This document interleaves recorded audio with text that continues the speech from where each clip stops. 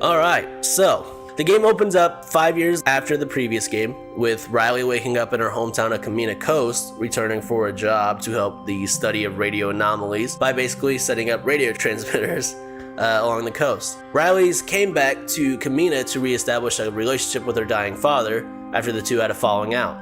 It's also revealed that her mother abandoned the two shortly after Riley was born. So, after getting briefed for the job, Riley meets her co-worker Jacob, whose truck broke down, making the two have to make the journey on foot. After they set up the first transmitter, a portal opens up above Edwards Island, and the pair are then separated and begin experiencing a number of hallucinations and time loops. Whoa, that's crazy. Riley's being about her future son Rex, as the two have a bad relationship, and Jacob's about suffering from never doing anything with his life. They end up getting out of the hallucinations and grouping back together, and Jacob reveals that an old woman he knew from Edwards Island, Maggie Adler, ooh, you all remember that one, had studied the anomalies there and mentioned portals. So, after going to his family's cabin, Riley and Jacob get Maggie's old research and make a plan to go and set up 3 other transmitters at the highest points of Kamina Coast to hopefully cancel out the radio anomaly and close the portal. Along the way, Riley and Jacob meet 3 teenagers, Olivia, Charlie, and Violet. They're able to learn that they are connected with Parentage, which is this cult that seems to be appealing to Olivia's grief to convince her to open up the portal, and which will, let her see her dead parents. So, after setting up a transmitter, the pair hears the teens planning to go to the town's church and stop the transmitter's signals. So Riley and Jacob take a detour, shutting down the hidden radio transmitter and confronting the teens as they arrive. As Olivia explains her plans, a rift appears, and though the ghosts try to stop her, Riley is able to take Olivia's radio before she can open the portal. Afterwards, Olivia gets possessed by the ghosts, which are actually revealed to be Alex, the protagonist from the first game. She reveals that she and her friends were trapped by the original portal when she closed it from the inside, and that they plan to escape because they've been here for so damn long. They've nearly gone crazy from the years of constant reliving the same night from the first game, and Alex wants to swap places with Olivia. So, refusing to allow Alex to take advantage of the kids, Riley and Jacob make their way to the abandoned mines of Garland, but they take a pit stop where Riley admits that she's 2 months pregnant. They also get a few calls from Olivia, who slowly opens up to Riley after she shows herself to be a friend, but she still refuses to stop her plans. She's still like a 16-year-old. The pair end up setting the final transmitter, and with them all active, the portal finally closes. Believing to finally be done for the night, Riley and Jacob make their way back to the docks to go home. But Jacob is possessed by Alex, who tells Riley that the Sunken, basically the ghost from the first game, were communicating with Olivia behind her back the whole time. So, while Alex wanted herself and her friends to escape by possessing willing volunteers, the Sunken planned to escape by any means necessary, endangering all of Kamina. Alex tells Riley that Olivia is now on her way to Edwards Island to reopen the original portal, and she's the only one that can stop her. So, Riley and Jacob then go to steal a boat from Kamina Harbor when Athena finally shows up, which was Jacob's dog that's been missing throughout the game. Jacob and Riley then tie her up and head back down to the docks, and Riley tries to make Jacob stay behind.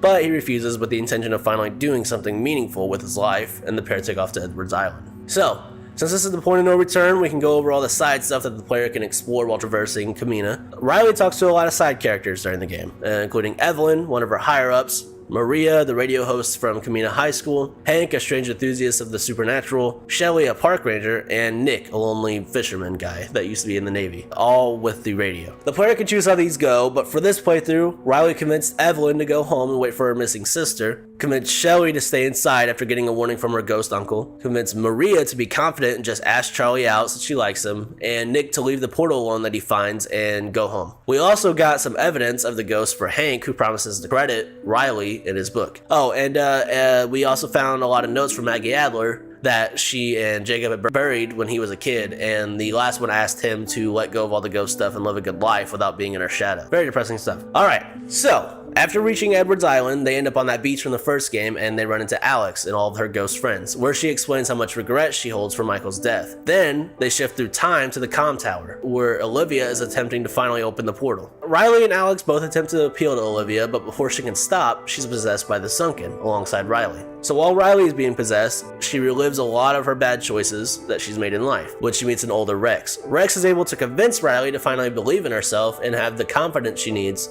to break out of the possession. She's then brought back to the present and manages to stop Olivia by tuning the radio, like, in all the all the times they do that in the puzzles. Right, so after closing the portal and stopping the sunken, everyone appears together in front of the final portal, where Alex explains that one of them must go inside and close the portal from the inside, trapping them in the sunken forever but allowing everybody else to go free. Olivia stops Riley from sacrificing herself, and after realizing how far gone Olivia truly is and not wanting to condemn her unborn child, Riley allows Olivia to go inside, where she seals the portal and lives with her parents in that memory forever. Afterwards, Riley wakes up on the bus stop the next day and discovers that everyone else on the island doesn't remember anything about the ghost. After accepting a permanent position to work with Jacob on the island, with their transmitters now being used to protect endangered species, Alex and her friends walk past. Alex stops and tells Riley that none of her friends actually remember the loops, and they say their goodbyes, before Riley goes to Jacob and Athena, where they lament the night, and Riley decides to tell her father about her pregnancy. So sometime later, Alex sends a souvenir box to Rex, showing the fates of everybody Riley helped on Kamina. Jacob has become an artist on the island, opening up his art for all to see, with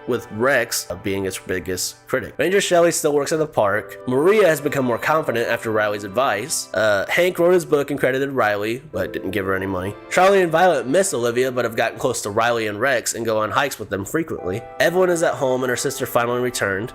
Nick made it back home safely, and Riley and Rex's relationship has begun to change for the better, and Alex and her friends are finally able to return home after being stuck in the loop for so long. Yo, if you liked the video, or honestly even if you didn't, it'd be cool if you liked it. Also, if you want more videos like this in the future, you can subscribe down below. Alright, well I should go.